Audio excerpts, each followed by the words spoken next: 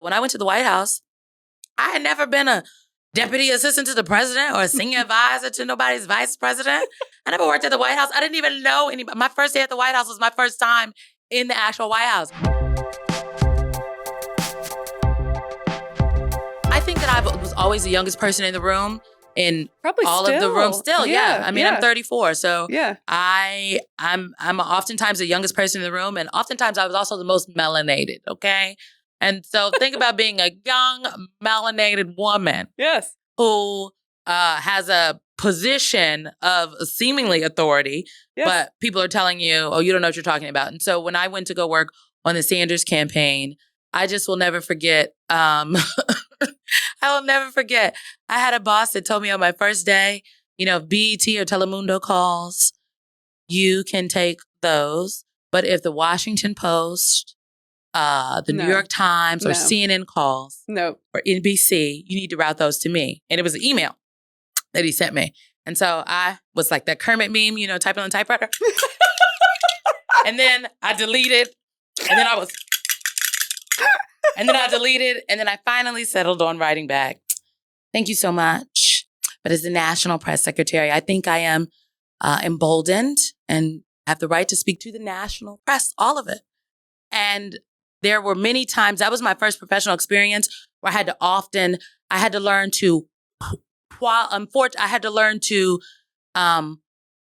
back up my opinion with facts, but what I was saying with facts.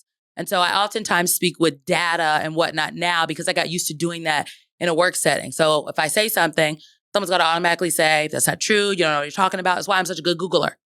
Okay, because it is true. And it's not just me saying it.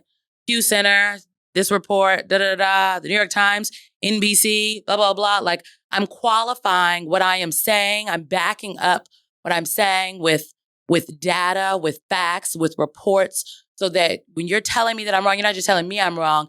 You're telling me NBC News' entire department is wrong. And that is what I got in my head.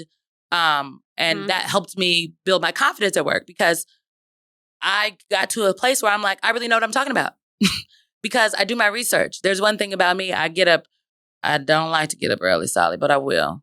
And get up early for the weekend. You get up extra early. I get up very early for the weekend. Yeah. But I will stay late and I will do the research. There are people that have more experience than me.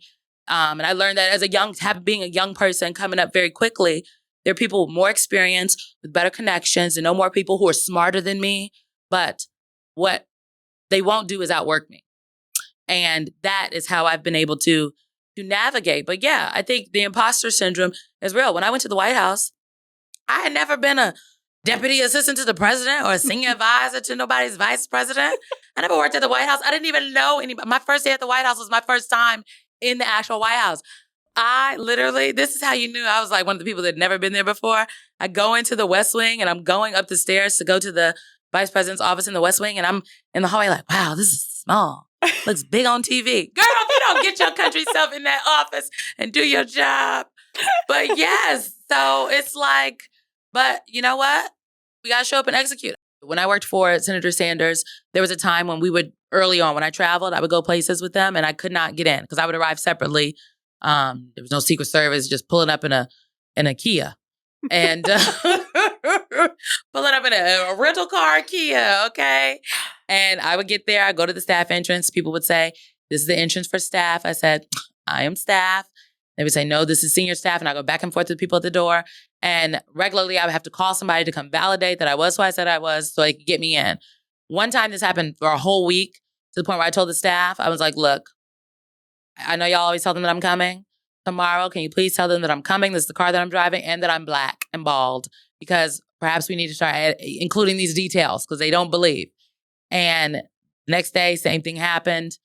And I ended up breaking down like crying right before the senator and his wife, Jane, showed up. So I pulled it together because I was like, let me brief them. And as they walk into the room, I start briefing them. And Jane says, what's wrong, Symone? And I was like, I just break down. I tell the whole story. I'm like, I'm so sorry. I'm so sorry. And the senator stops to interrupt me. He said, and I'm telling him, I was like, I couldn't get in and da-da-da. I regularly can't get in. And he's like, well, why can't you get in? And Jane jumps in before I can say anything. She says, well, racism, Bernie. And I'm like, well, yes, Jane, and probably a little ageism and sexism too. Yes. And then the senator says something that I didn't think at the time was profound, but it was. He said, well, if you can't get in, who else is being locked out and kept out of the building that we don't know about? And I'm like, ooh.